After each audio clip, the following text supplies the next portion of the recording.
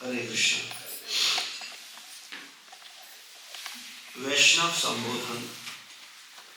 श्रील प्रभुपाद को कृष्ण कृपा श्री मूर्ति संबोधित करें एवं सन्यासियों को परम पूजनीय ब्रह्मचारियों के नाम के पश्चात ब्रह्मचारी की संज्ञा होनी चाहिए, जैसे कृष्णदास ब्रह्मचारी, और गृहस्थों को अधिकारी सर्वनाम तथा सन्यासियों को महाराज, कभी कभी स्वामी या गोस्वामी के सर्वनाम से संबोधित करें।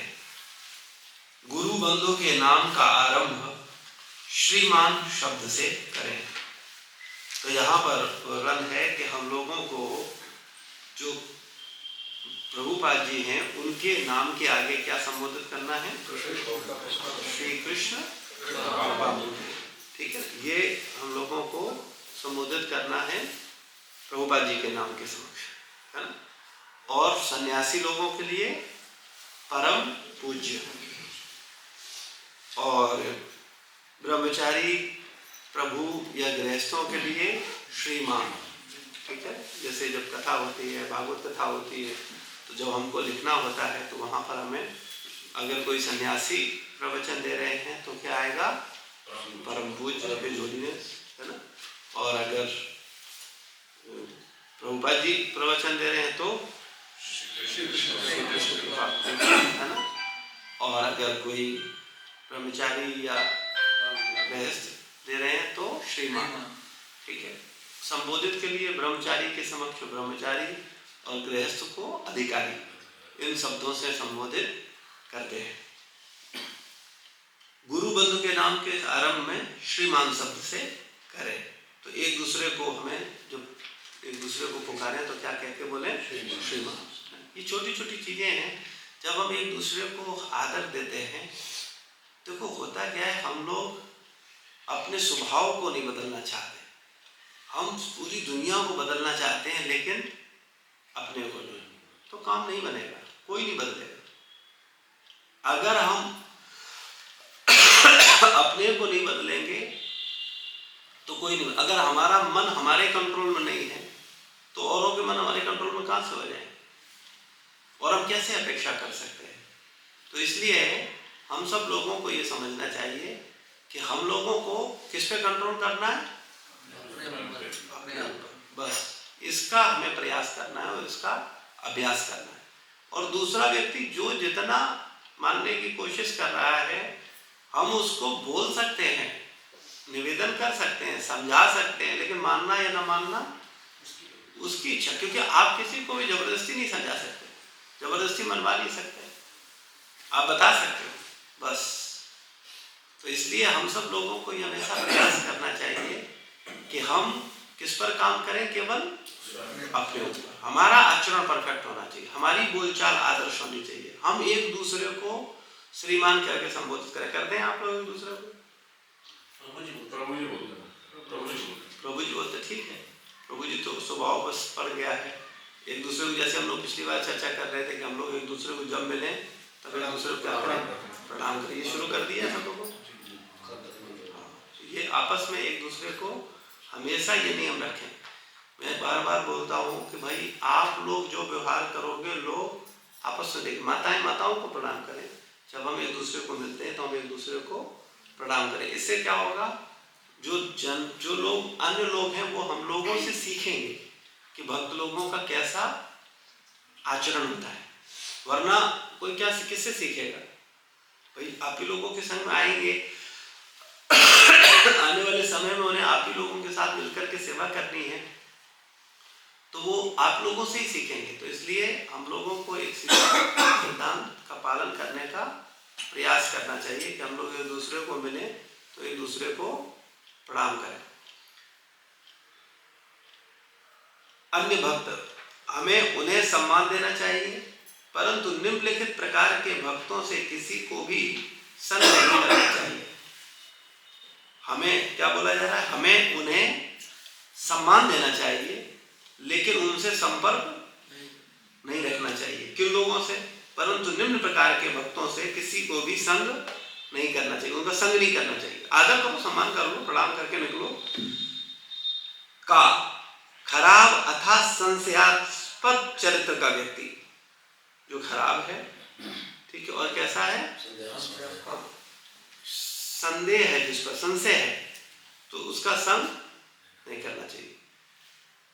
और सहजिया, जो सहजिया, हर चीज को सहज लेता है, किसी भी चीज को गंभीरता से नहीं। वैष्णव सदाचार में हाँ ठीक है, यानी कोई भी चीज है उसको वो सहजिया, सहज रूप में लेता है, उसको गंभीरता से नहीं लेता। सहजिया, जो श्री राधा कृष्ण की दिव्य लीलाओं को प्राकृतिक समझकर स्वयं उनका अनुकरण करने की चेष्टा करता है। बहुत से लोग हैं जो अपने को बोलते हैं ये आध्यात्मिक स्तर है, यहाँ कुछ भी किया जा सकता है, स्त्री पुरुष का भेद नहीं है, इस तरीके से गलत धारणा देकर के लोगों के साथ गलत संबंध बनाने का इच्छा रखता है, गलत संबंध रखता है। तो इस तरीके के जो लोग हैं जिनका कोई स्तर नहीं है, ऐसे लोगों से हमेशा क्या रहना चाहिए, दूर रहना चाहिए। लेकिन क्या बोला जा रहा है, ऐसों को भी क्या करना चाहिए, सम्मान देना चाहिए। अनादर किसी को नहीं करना है, लेकिन हमें उसका संग नहीं करना, उसे दूर रहना। गा, ऐसे वैष्णव जिनका संप्रदाय संशयास्पद है और मायावादी सन्यासी, ठीक है, क्या बोला गया, ऐसे वैष्णव जिनका संप्रदाय, यानी इसका मतलब है ऐसे भक्त जो पता ही नहीं है कि चार संप्रदाय के अलावा कहां से है, तो उनका संग हमें नहीं करना चाहिए। और मायावादी सन्यासी, जो मायावाद है, मायावाद का मतलब क्या है, मायावाद का मतलब है जो आत्मा परमात्मा एक है, अद्वैतवादी, द्वैत नहीं मानते है ना, तो उनके प्रति हमें क्या करना चाहिए, उनका संग नहीं करना चाहिए। छठवां, वैष्णवों को सामान्य भौतिक दृष्टि से न देखें। ये तो अन्य चर्चा हो गई। छठवां महत्वपूर्ण पॉइंट है, पांचवा पॉइंट था अन्य भक्त, चौथा पॉइंट था वैष्णव संबोधन, और छठवां है वैष्णवों को सामान्य भौतिक दृष्टि से न देखें। और ये गलती हम लोग रोज करते हैं। हम लोग एक दूसरे को, वरिष्ठ भक्तों को, संघ के भक्तों को क्या करते हैं, भौतिक दृष्टि से देखते, क्योंकि हमारा भाई आप इसको समझो, अभी भक्ति में आए कितना समय हुआ, किसी को 2 साल, किसी को 3 साल, किसी को 4 साल, किसी को 5 साल, लेकिन भौतिक जीवन में हम कब से रहे हैं, अनंत जन्मों से। और अगर इस शरीर की बात करी जाए तो जितने वर्ष के हो गए, तो वो सांसारिक चेतना बनी रहती है जिस भावना में हम रहते हैं। तो क्या आप सोचते हो 2 साल में वो भावना बदल जाएगी, या वो बुद्धि बदल जाएगी, वो मन बदल जाएगा, या वो दृष्टिकोण बदल जाएगा? नहीं होगा। एक बड़ा प्रैक्टिकल समस्या है। कई बार एक पक्ष से बात हुई तो चर्चा ये चल रही थी कि भैया हम आश्रम क्यों ग्रहण करें, चाहे वो ब्रह्मचारी आश्रम हो, गृहस्थ आश्रम हो, खास करके ब्रह्मचर्य आश्रम, ब्रह्मचारी व्यक्ति क्यों बने, किस लक्ष्य से बने। और वास्तविकता में चूंकि हम लोग तो चीजों को समझे ही नहीं, वो वातावरण मिला ही नहीं, इसलिए पूरा संस्कार ही खराब हो गया। बुरा मत मानना, लेकिन सच्चाई यही है। जब व्यक्ति ब्रह्मचारी बनकर के सही ट्रेनिंग लेकर के एक अच्छा ब्रह्मचारी बनता है, फिर जब वो गृहस्थ बनता है तो वो आगे सही जीवन जीता है।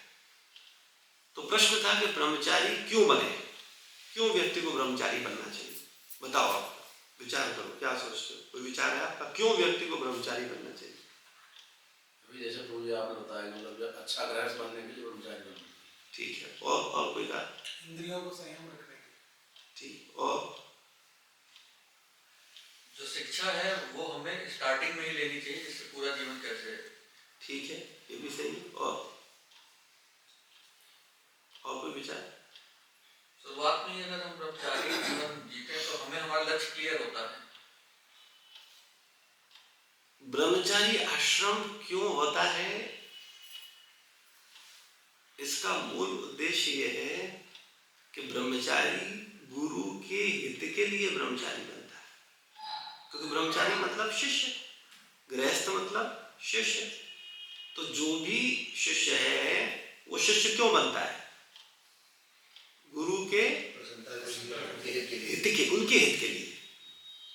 जैसे एक पुत्र पिता क्यों पैदा करता है?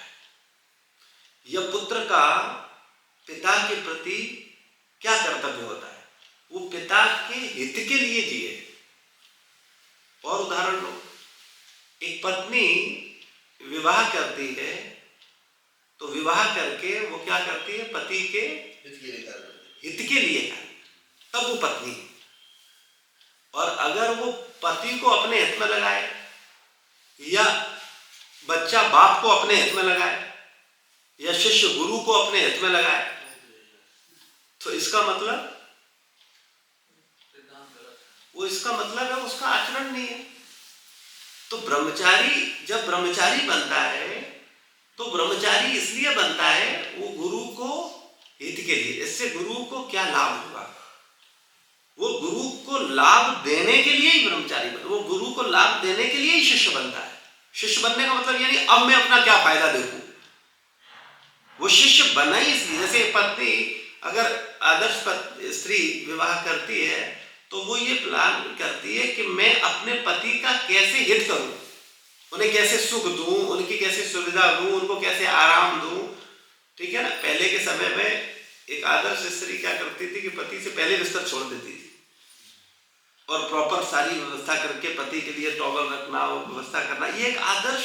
अब तो कोई संस्कार ही नहीं है, तो न अच्छी पत्नी है, न अच्छे पुत्र हैं, न अच्छे शिष्य हैं। अब तो ये कलयुग की दयनीय स्थिति है। यहाँ कोई, और यहाँ पर कोई क्या आनंद या सुख की अनुभूति कर सकता है जहाँ कोई किसी का स्तर ही नहीं है, कोई वातावरण ही नहीं है, कोई भावना ही नहीं है। यहाँ तो आज हम करते हैं, अपना हित साधने लगते हैं। पत्नी विवाह करने से पहले वो अपना हित सोचती है, बोले हमारा हित क्या होगा, इनसे विवाह कर रहे हैं तो मेरा हित क्या होगा। या शिष्य आता है तो आने वाला होता है, हम आए, मेरा हित कहाँ से होगा, किसमें मेरा हित है, ऐसा करें इसमें मेरा हित हो जाएगा, ये कर लें तो मेरा हित हो जाएगा, ऐसा कर लें तो मेरा हित हो जाएगा। तो कोई स्तर नहीं है। और कोई ब्रह्मचारी जीवन में तभी रह सकता है सही भाव से। वैसे तो कोई दिक्कत नहीं है, अब आजकल तो सब चल ही रहा है, लेकिन वास्तविकता में उसका उद्देश्य क्या है? आनंद प्राप्त करना इतनी ओछी चीज नहीं है कि कोई भी व्यक्ति उसे प्राप्त कर लेगा। मैं बार बार उदाहरण के साथ आप लोगों से हमेशा चर्चा करता हूं कि संसार का सुख प्राप्त करने के लिए कितनी मेहनत करनी पड़ती है कि नहीं करनी पड़ती? तुच्छ सुख, भाई एक BMW का सुख, एक बड़े घर का सुख, एक संसार में थोड़ा यश का सुख, ये संसार के जो सुख हैं, इन सुखों को भोगने के लिए व्यक्ति को कितनी मेहनत करनी पड़ती है, कितनी तपस्या करनी पड़ती है, कितना प्रयास करना पड़ता है, तब उसे ये भौतिक सुख मिलते हैं। और आनंद ऐसे ही मिल जाएगा। बोले सैटरडे आएंगे, संडे आएंगे, बस सुबह बस यंत्र बदमाला कर लेंगे और बस जो मन मर्जी आएगी अपनी मन की प्रसन्नता के लिए कुछ कार्य करेंगे और उसको सेवा नाम देंगे, तो इससे हो जाएगा, आनंद मिलेगा? नहीं मिलेगा। और इसीलिए आनंद आ नहीं रहा है। कुछ झलक मिलती है भक्तों के संग में, जब हम अपना सुधार करते हैं, कुछ भावनाएं बदलते हैं, कुछ करने की कोशिश करते हैं तो मिलता। लेकिन आजकल लोग बड़े ईर्ष्यालु हैं। पत्नी ईर्ष्यालु हो गई है, शिष्य ईर्ष्यालु हो गए हैं, पुत्र ईर्ष्यालु हो गए हैं, भक्त ईर्ष्यालु हो गए। तो क्या किया है? आनंद कैसे, ईर्ष्यालु को आनंद कैसे मिल सकता है? तो कहने का तात्पर्य यह है कि हमें यह समझना होगा कि वास्तविकता में भक्ति का मतलब क्या है। हम भक्ति का मतलब नहीं समझते। भक्ति मतलब क्या है, हम क्या करने के लिए आए। तो आप लोगों से ज्यादा अपेक्षा इसलिए रखते क्योंकि आप लोगों के तो बचपन से ही संस्कार खराब है। अभी कोई व्यक्ति को अगर ट्रेनिंग दिया जाए, जैसे कोई बच्चा अगर आ जाए बचपन से, अब तो ऐसा वातावरण है नहीं तो होता ही नहीं है, लेकिन अगर कोई बच्चा बचपन से 5 साल की अवस्था से कोई बच्चा है, आप विचार करो, और 5 साल से उस बच्चे को अगर प्रॉपर 20 साल तक ट्रेनिंग दिया जाए, यानी 15 साल, जो चीज हम आपको बताने की कोशिश करते हैं, सेवा सेवा सेवा, अगर ये 5 साल के बच्चे को समझाया जाए तो उसको समझ आएगी बात कि नहीं आएगी? और फिर वो 15 साल जब उस भावना में रह करके प्रॉपर अपने सदाचार को डेवलप करके फिर गुरु से आज्ञा लेकर के विवाह करेगा, और विवाह भी किस लिए करेगा? गुरु की प्रसन्नता, गुरु के हित के लिए। जब तक इतना विशुद्ध भाव नहीं होगा तो आनंद नहीं मिल सकता आपको। आप कुछ भी उठापटक करते रहें और अपने को आनंद नाम देते रहें, बड़े सुखी हैं, बड़ा आनंद आ रहा है, आनंद नहीं, आनंद विषय ही अलग है। देखो, सुख मिलता है अपनी इंद्रियों को तृप्त करने पर, और आनंद मिलता है स्वामी की इंद्री को तृप्त करने पर। बड़ा गहरा सिद्धांत है। आपकी इंद्री तृप्त नहीं होगी, आपकी इंद्रियां तपस्या में रहेंगी, लेकिन आनंद तभी मिलेगा। जैसे एक पुत्र अपने पिता के पैर दबा रहा है तो उसके हाथों को क्या मिल रहा है? हो रहा है कष्ट, हो रहा है कि आनंद मिल रहा है, सुख मिल रहा है? हाथों को तो कष्ट मिल रहा है, और पिता को सुख मिल रहा है। तो ऐसी स्थिति जब वो सही मनोभाव से ऐसी सेवा करेगा तब उसको क्या मिलेगा? आनंद मिलेगा। वो अंदर की चीज है, वो बाहर की चीज ही नहीं है। लेकिन उस स्तर पर तपस्या के मूड में तो जाए। आज तो आदमी सोचता ये है कि हमने दो वो किया, बोले अब 4 हमारे तो वो हमारे पाए दबने लगे। तो कहने का मतलब ये है व्यक्ति का कोई स्तर ही नहीं रहा, वो खुद तपस्या के मूड में ही नहीं है, वो नकल करने के मूड में। और नकल का भी, मैं बार बार बोलता हूं, नकल के लिए भी अकल चाहिए। तो बिना नकल, अगर नकल करो तुम और बिना अकल के करो तो क्या करोगे? हो पाएगी नकल? हो ही नहीं पाएगी। तो हम लोग यही करते हैं, बिना अकल के नकल करते हैं।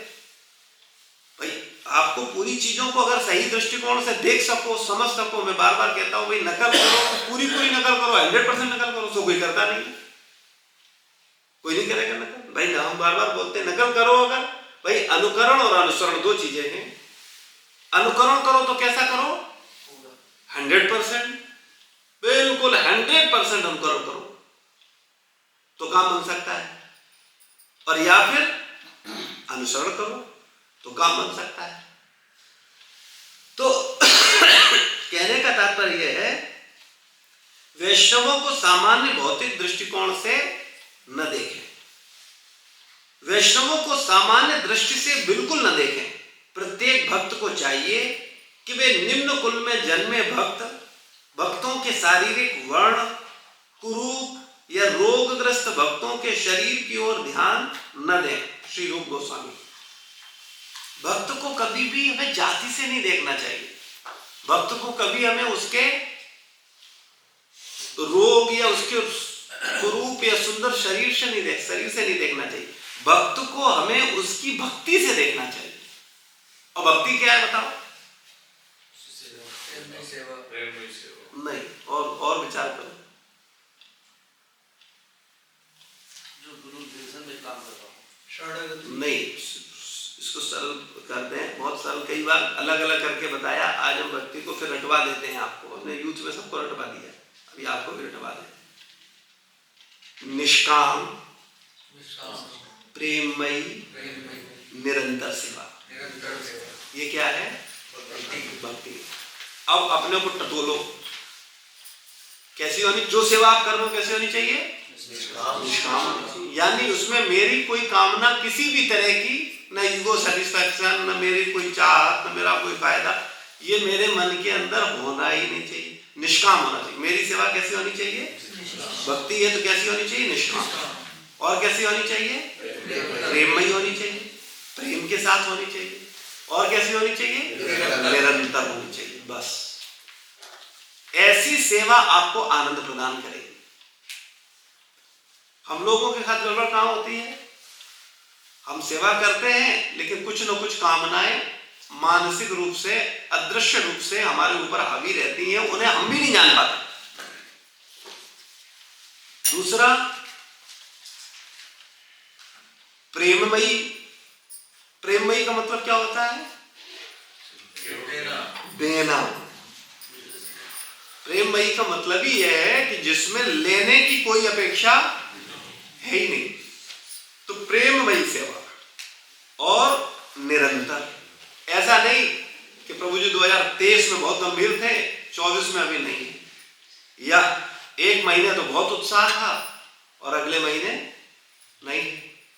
निरंतर, जब तक शरीर है तब तक। भाई शरीर के बाद तो आपके हाथ में नहीं है, लेकिन शरीर तक निरंतर।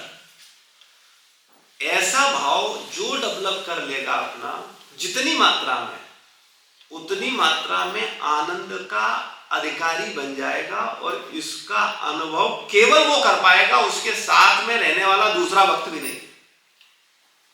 केवल वही अनुभव कर पाएगा। भक्ति का मतलब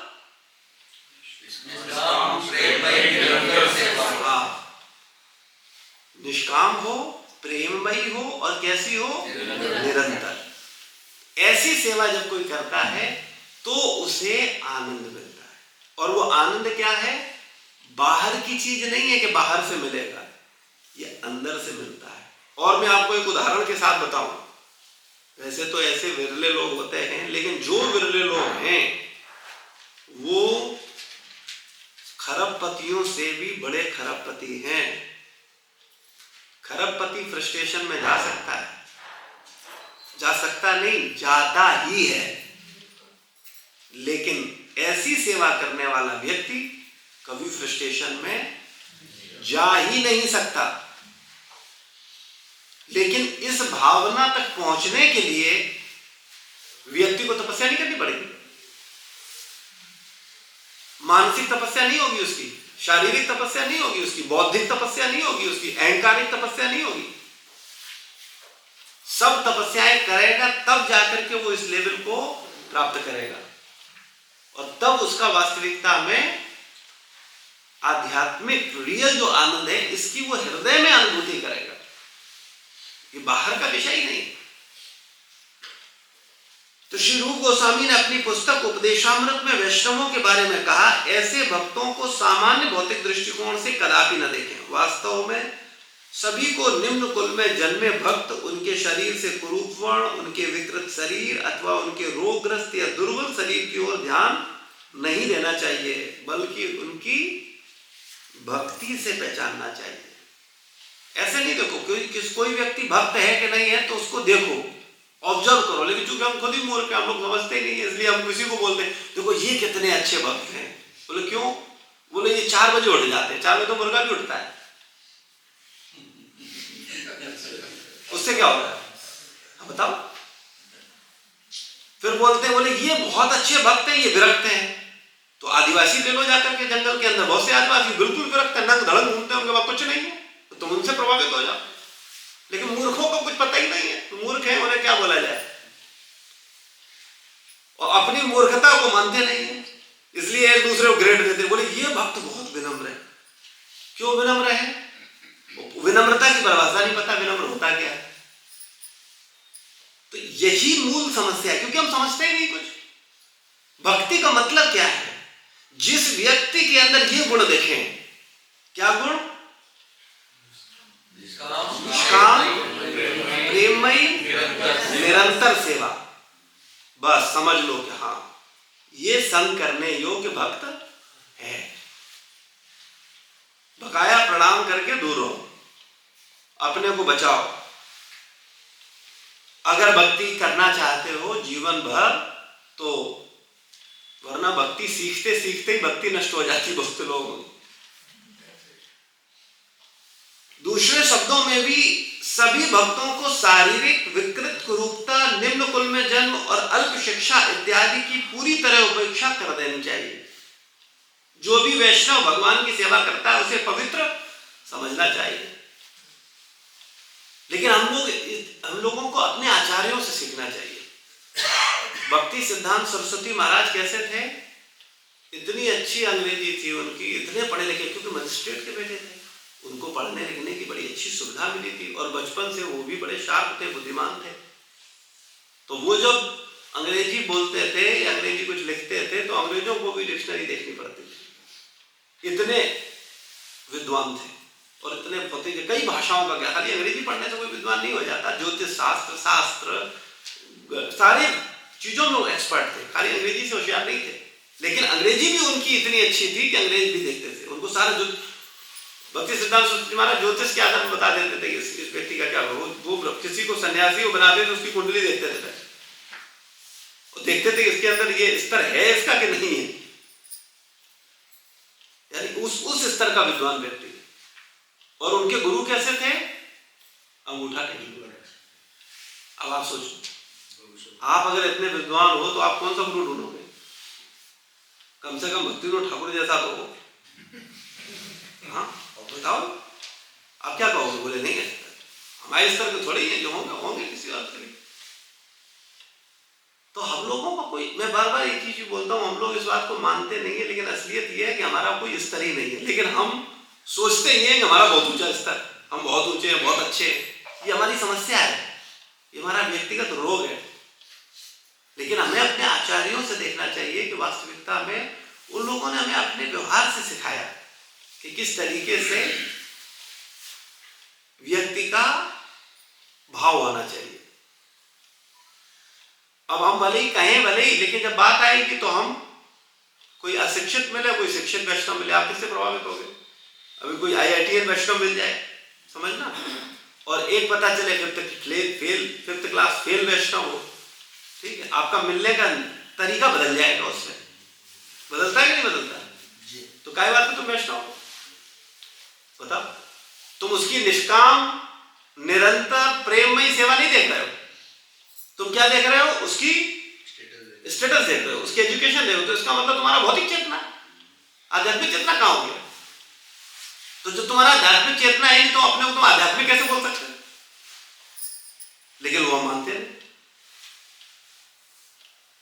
हमारा जो चेतना है पूर्ण रूप से भौतिक है, ये बात हमें समझनी चाहिए। हम भक्तों के बीच आ भले गए हो भले, लेकिन चूंकि हम अपने मन पर उस स्तर का काम ही नहीं कर रहे, हमने अपने मन को फ्री छोड़ रखा है, यंत्रवत कुछ चीजें कर रहे हैं, मन पर साधना के स्तर पर कोई कठोरता बरत ही नहीं रहे। तो हम सब लोगों को इसके प्रति इसका प्रयास करना चाहिए और हम सबको इस पर बहुत विचार करके काम करने की जरूरत है। शास्त्रों में प्रतिपादित किया गया है कि ऐसा सोचना कि यह वैष्णव किसी विशेष जाति अथवा पंथ में जन्म लेने के कारण एक सामान्य मनुष्य है, नारकी बुद्धि का लक्षण है। कैसी बुद्धि है? नारकी बुद्धि। नारकी बुद्धि क्या होती है? हाँ, जो बुद्धि हमें ले जाए नहीं, नरक में रखे, बाद में नरक ले जाए, तब बात पूरी होती है। जब नारकी बुद्धि होती है तो व्यक्ति किसमें रहता है? स्वर्ग में रहता है। वो जीता किसमें है? नरक में जीता है। और नरक में जीते जीते उसको नरक का इतना अच्छा अभ्यास हो जाता है कि फिर वो स्वर्ग में रह नहीं सकता। तो भगवान उस पर कृपा करते हैं और क्या कहते हैं कि जाओ तुम नरक में जाओ।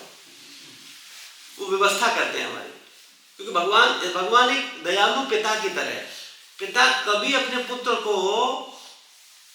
दुख नहीं देना चाहता। तो भगवान जानते हैं कि इसकी नारकी बुद्धि है, ये स्वर्गिक बुद्धि नहीं होने के कारण ये स्वर्ग में रहने के योग्य नहीं, या वैकुंठ की बुद्धि न होने के कारण ये वैकुंठ में जाने के योग्य नहीं है। तो भगवान कृपा करते हैं। देखो इसको समझो, फिर सरल समझो। भगवान को हम लोग, अब कहां तक कहें, हम लोग भगवान को भी दोषारोपण कर देते हैं। भगवान देखो क्या, भगवान तुम्हारे तो हाथ में है, तुम्हारा नाम मुकुंद है, जिसको चाहो उसको मुक्ति दे दो। तो क्या दिक्कत है? आप हमें नहीं दे सकते मुक्ति? भाई तुम्हारे तो पावर है कि नहीं, बताओ। भगवान की पावर है कि? और भगवान जब देते नहीं है, तुम्हें नरक भेजते हैं, तो तुम गाली कैसे देते? बताओ बात। हाँ, और भगवान तुम्हारे साथ दयालुता करते हैं, लेकिन तुम उसे समझते नहीं हो, मूर्खता के कारण। क्योंकि वास्तविकता में जिस व्यक्ति को नारकी बुद्धि है, वो कहां से वैकुंठ में रह लेगा? उसके लिए वो सजा हो जाएगी। भाई देखो ऐसे समझो, अगर कोई शुद्ध भक्तों का समूह हो जहां सब निष्काम प्रेममयी सेवा में हो, आप समझो बात को, ठीक, और वहां हमारी चेतना वाला व्यक्ति पहुंच जाए तो क्या होगा? रह पाएगा वो? आप विचार करो, ऐसा भक्तों का समूह हो जहां सब निष्काम है, प्रेममयी सेवा कर रहे हैं और निरंतर सेवा कर रहे हैं, और उनके बीच में हम पहुंच जाए अपनी भौतिक गंदी चेतना के साथ, तो हम उनके साथ रह करके आनंद फील करेंगे? हम पागल हो जाएंगे। हमको लगे कि सब तमाशा क्या है, एक आदमी ने सबको बेवकूफ बना रखा है, और हम उसके तिलिश को तोड़ने में लग जाएंगे। हाँ, सीरियसली बता रहे हैं। तो एक आदमी सबको पागल, जैसे एक भगवान वो क्या करते हैं, वैकुंठ में सबको पागल बना रखा है, सारी मुक्त आत्माएं लगी रहती है, कोई उनको फूल चलाता है, कोई माला पढ़ाता है, कोई सेवा करता है, और जो हम जैसी बद्धात्मा वो कहती है अरे ये तो बेवकूफ बना रखा है भगवान ने सबको। अरे कुछ तो हमारे ऊपर भी तो माला पहनाए, कुछ तो हमारी भी बात माने, कुछ हमारे भी तो फॉलोअर होने चाहिए, कुछ तो वैल्यू हमारी भी है। ऐसा थोड़ा ही है कि हम बिल्कुल गिरे पड़े हैं। अरे जब से तुम हो तब से हम है भाई, जब से भगवान है तब से आत्मा है। तो नारकीय बुद्धि वाला व्यक्ति के लिए वैकुंठ कैसा होता है? नरक होता है। इसलिए भगवान क्या करते हैं, दया करके उसको नारकीय चेतना में रखते हैं, क्योंकि वो बर्दाश्त नहीं कर पाएगा, वो रह नहीं पाएगा वहां। और हम गारंटी से बोल रहे हैं, इसको आप अनुभव करके देखो, आप ऐसे भक्तों के संग नहीं रह सकते हो जो निष्काम प्रेम में सेवा में लगे हो, और उनके बीच में जिसका ये भाव नहीं, वो पहुंच जाएगा तो उसका बुद्धि खराब करेगा कि नहीं करेगा बताओ? वो उसको अपनी चेतना देना चाहेगा और वो उसको अपनी चेतना देना चाहेगा, और जो ताकतवर होगा वो उसको वो चेतना दे देगा। ये तो निष्काम प्रेम में ही सेवा करने वाला ताकतवर होगा तो वो उस नालायक की बुद्धि ठीक कर देगा, और अगर वो नालायक पावरफुल होगा तो वो निष्काम प्रेम में ही सेवा करने वाली बुद्धि ठीक कर देगा। जाहिर सी बात है भाई, दो ही चीजें हैं, या तो वो उन पे हावी होगा या वो उन पर हावी होकर के उसको सही करेगा, वो अपने ट्रैक पे ले जाएगा, वो अपने ट्रैक पे ले गया। और अगर दोनों सफल नहीं होंगे तो कहें भाई तुम्हारा रास्ता अलग है, हमारी अलग है, तुम अलग जाओ, हम अलग जाए, हमें क्या लेना देना तुमसे। लेकिन चूंकि हम मंदिर में भक्ति करने आते ही नहीं है, बुरा मत मानना, मैं बड़ा थोड़ा स्पष्ट बोलता हूं, हम आते हैं एक दूसरे को ऑब्लाइज करते हैं, हम आते हैं एक दूसरे को संतुष्ट करते हैं, हम कई बार आते हैं अपने मन की प्रसन्नता के लिए। मैं बार बार बोलता हूं, अगर कोई व्यक्ति वास्तविकता में विशुद्ध भाव से भगवान की सेवा करने आ रहा है तो उसे गुरु परंपरा के द्वारा बताई चीजों पर मनन करके वैसा उसका आचरण होना चाहिए, और उसका केवल केंद्र बिंदु गुरुवर्ग होना चाहिए। बस उसका उद्देश्य किसी को प्रसन्न करना नहीं होना चाहिए। अरे इसको ऐसे समझ लो, जब कोई व्यक्ति अपने मन की प्रसन्नता की उपेक्षा कर सकता है तो वो दूसरों को मन कहां से प्रसन्न करने लगे।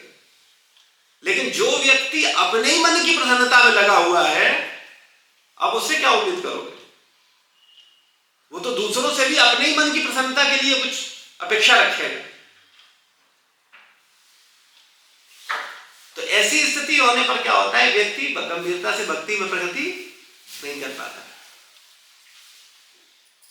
तो नारकी बुद्धि वाला व्यक्ति कभी भी वैकुंठ में जाने योग्य नहीं है। इसलिए भगवान क्या करते हैं, कृपा करके उसको नारकी बुद्धि वाले स्थान पर रखते हैं जहां सबकी नारकी बुद्धि हो।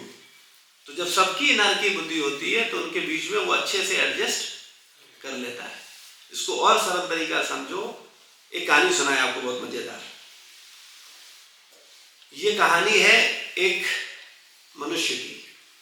एक बार एक मनुष्य भाग रहा था जंगल में, क्योंकि वो जंगल में विपरीत परिस्थिति में फंस गया था। अचानक उसको किनारा ढूंढ रहा था कि कैसे हम जंगल से बाहर निकले। अचानक उसको शेर मिल जाता है। अब शेर को देख करके वो क्या करता है, एकदम पेड़ पर चढ़ता है कि किसी तरह से शेर से बच जाए। लेकिन ऊपर बैठा होता है भालू। अभी उसका स्थिति खराब, नीचे शेर ऊपर भालू, अभी क्या करे। और बीच में बैठा बैठा सोच रहा है क्या करे तब तक शेर आवाज देता है भालू को, ये भालू भाई इसको नीचे फेंक दो, मैं भूखा हूं, मेरा पेट भर जाएगा। तो भालू बोलता है नहीं, ये मेरी शरण में आया है, मैं इसे नीचे कैसे फेंक सकता हूं, मैं इसको नीचे नहीं फेंक सकता, मैं ऐसे नीचे नहीं फेंकूंगा। कोई बात नहीं, शेर भी बड़ा ढीठ था, शेर नीचे बैठ गया। दिन से रात हो गई, जब रात हुई तो भालू सो गया। जब भालू सोया तो शेर ने दिमाग चला के मनुष्य से कहा, बोले देखो इस भालू को नीचे फेंक दो, मैं भूखा हूं और ये सो गया है, तुम्हारा रास्ता क्लियर हो जाएगा, हमारा भी पेट भर जाएगा, तुम भी बच जाओगे, सब क्लियर। अब मनुष्य गया ऊपर से, उसने भालू को फेंक दिया, लेकिन गिरते गिरते भालू ने क्या किया, एक डाल ठोकर दी। अब मनुष्य की क्या स्थिति?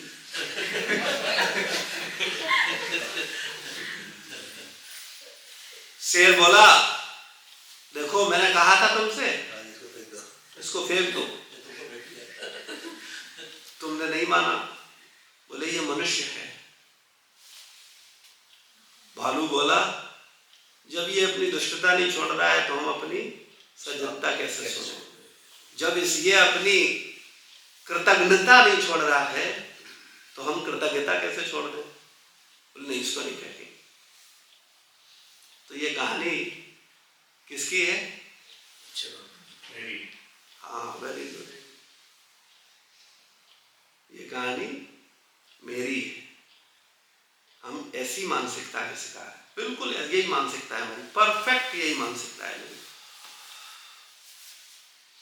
अगर हम समझ पा रहे हैं तो इस पर ईमानदारी से काम करें, और अगर नहीं समझ पा रहे हैं तो फिर महान आत्मा तो हम अपने को मानते ही, दिव्य आत्मा, मुक्त आत्मा, महाभागवत, ये सब हमारा मन, हमारी बुद्धि, हमारा मिथ्या अहंकार हमें सर्टिफिकेट देते ही रहता है। बोले हमसे ज़्यादा बड़ा भक्त कौन? देखो हम कितना अच्छे भक्त हैं, हम कितना माला करते हैं, हम कितना बढ़िया सेवा करते हैं, कितना श्रवण करते हैं, हमसे अच्छा कौन है?